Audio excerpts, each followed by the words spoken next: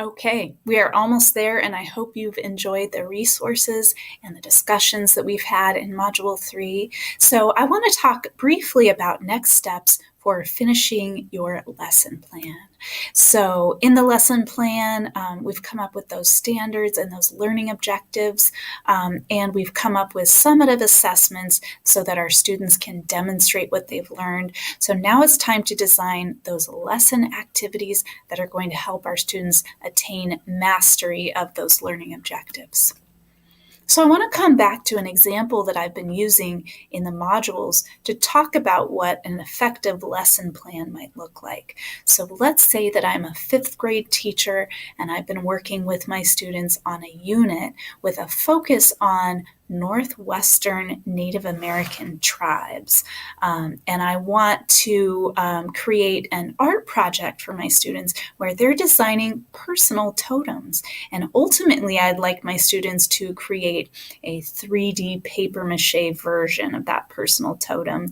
But for this lesson, I'm just going to have them create a sketch that's going to be an initial design for that final 3D totem.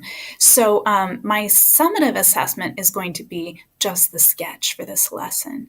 So the learning objective that I've developed is students will develop a modern totem that expresses their personal interests, but also uses those traditional forms. So I need to come up with lesson plan activities that are going to help my students attain that goal. So I need to think about what's the activity, and I need to design about 3 to 5 activities, and I need to think about the formative assessment. So how am I going to check in with their learning during those activities? So my first activity actually is going to be a hook where I'm showing them a video of a Native American Northwestern tribal member who's designing and creating a totem pole so they can see what that looks like and get intrigued and get an idea. For the next activity, I might put together a mini lecture, just a little short lecture where I'm talking about the traditional forms of a totem pole. And I might ask them questions, a few questions, and have them respond, on whiteboards so that I know if they're getting it or not. The next step might be a concept organizer, where I'm having my students as individuals put together a chart where they're thinking about some concepts or some people or some memories that are important to them and having them come up with a symbol that matches that idea or that person. And then I might come around as they're creating those concept organizers and with a stack of green sticky notes.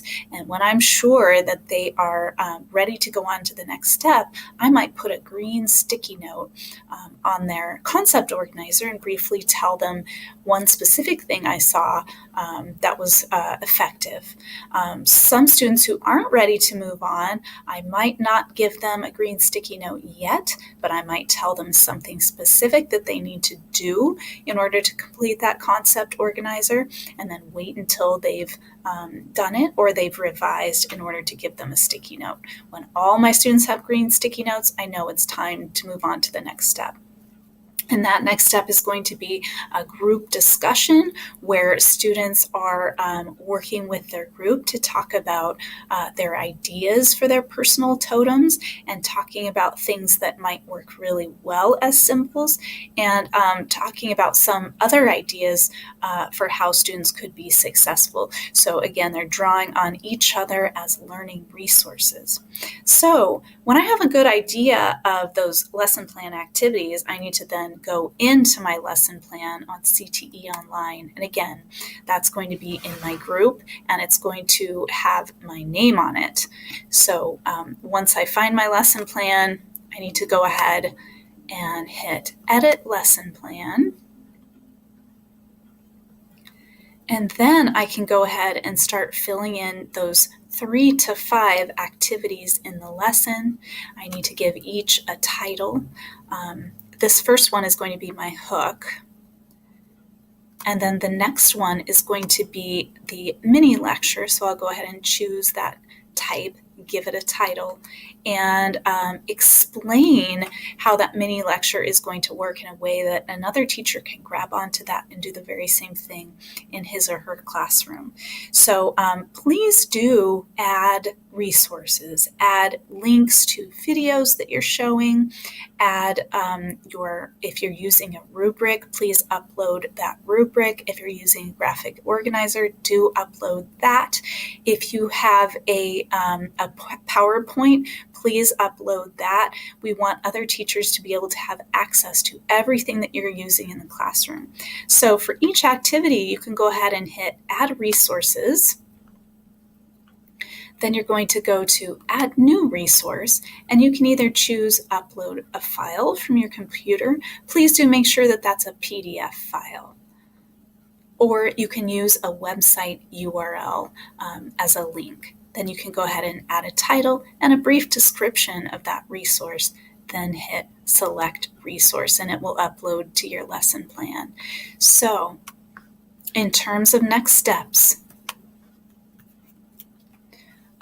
we would like you to have that lesson plan completed by June 21st. That will give you a few weeks of summer anyway to make sure that that's completed to the best of your ability. Then you can get some feedback from your peer coach so that you will have until July 17th to have the final polished revised draft done. But we would like you to have your lesson plan as complete as possible by June 21st. Please try to hit that date. And then don't forget the Summer Institute is July 15 through 17 in Reading. So we cannot wait to meet you there. We're so excited about it. I know that your group mates and your peer coaches can't wait to meet you as well. So thank you so much for all that you're doing, and we hope that you have a great end of the year. We'll see you soon.